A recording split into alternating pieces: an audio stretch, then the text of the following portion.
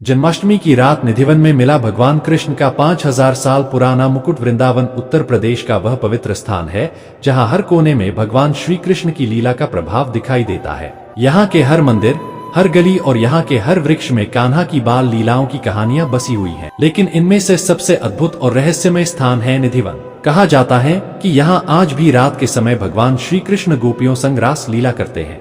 कई सारी ऐसी कहानियां हैं जहां लोगों ने स्वयं अपनी आंखों से भगवान श्री कृष्ण को निधिवन में रास लीला करते हुए देखा है और उनके वहां उपस्थिति को महसूस किया है। तो चलिए आज हम आपको एक ऐसी घटना बताने वाले हैं जिसे सुनकर श्री कृष्ण पर आपका विश्वास और भी अधिक बढ़ जाए। इस घटना की शुरुआत करने से पहले श्री कृष्ण के सभी सच्चे भक्त कमेंट बॉक्स में जय श्री राधा कृष्णा जरूर लिखेगा। ऐसी ही और वीडियो देखने के लिए चैनल सब्सक्राइब करना मत भूलिएगा। ये कहानी रात की है जो जन्माष्टमी की थी और जिसने न केवल वृंदावन बल्कि पूरे देश को हिलाकर रख दिया। वृंदावन में जन्माष्टमी का उत्सव अत्यंत धूमधाम से मनाया जाता है। हर साल हजारों श्रद्धालु यहाँ आते हैं और पूरा वृंदावन एक अलौकिक वातावरण में डूब जाता है। हर मंदिर में भगवान श्री कृष्ण की झांकियां सजाई जाती हैं, भजन कीर्तन गाए जाते हैं और रात को कान्हा के जन्म के समय विशेष पूजा और आरती की जाती है। 2001 में जन्माष्टमी का उत्सव ऐसा ही था। श्रद्धालु हर ओर से वृंदावन में उमड़ पड़े थे।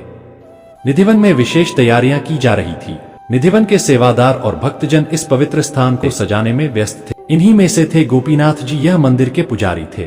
जन्माष्टमी के दिन उनकी तबीयत खराब थी और इसी कारण वह मंदिर में मुख्य पूजा में शामिल नहीं हो सके थे। लेकिन भक्त श्री कृष्ण की जन्माष्टमी को कैसे टाल सकता है। उन्होंने तय किया कि किसी भी तरह श्री कृष्ण के जन्मोत्सव में शामिल होंगे। जन्माष्टमी की रात जब सारी दुनिया भगवान के जन्मोत्सव में लीन थी, निधिवन में कुछ अद्भुत घटित होने वाला था। उस रात कुछ सेवादारों ने निधिवन के कोने में एक पुरानी मिट्टी की दीवार को देखा जो शायद बरसात के पानी से कमजोर हो चुकी थी। यह बात गोपीनाथ जी को बताई। गोपीनाथ जी ने उस दीवार को ठीक करने की अनुमति दी क्योंकि उसी समय श्रद्धालुओं की भीड़ इकट्ठा थी। ऐसे में यदि इस कमजोर दीवार के कारण कोई दुर्घटना हो जाए तो सभी के लिए समस्या उत्पन्न हो जाती है। सेवादार दीवार को ठीक करने के लिए गए, लेकिन जैसे ही वे दीवार को हटाने लगे वही एक बड़ा रहस्यमयी दरवाजा दिखा। उस द्वार के चारों ओर मस्तक पर मोर पंख चिन्ह बना हुआ था जो स्पष्ट रूप से भगवान श्री कृष्ण का प्रतीक था। इससे पहले किसी ने भी इस द्वार को नहीं देखा था और यह देखकर सब चकित हो गए। उपस्थित सेवादारों ने तुरंत मंदिर के पुजारी गोपीनाथ जी को बुलाया। पुजारी ने देखा कि वह द्वार अत्यंत प्राचीन है और उनके चारों ओर जो ऊर्जा थी वह बिल्कुल अलग थी, जैसे ही इस द्वार के पीछे कुछ विशेष छिपा हो। गोपीनाथ जी ने समझा कि यह साधारण घटना नहीं है और उन्होंने निधिवन के मुख्य महंत को बुलवाने का निर्णय लिया। महंत जी ने इस दीवार को देखा तो वे भी आश्चर्यचकित हो गए। उन्होंने सभी को शांतिपूर्ण रहने और भगवान का नाम जपने के लिए कहा। कुछ भक्तजन और सेवादारों ने महंत जी के निर्देशानुसार द्वार को खोला।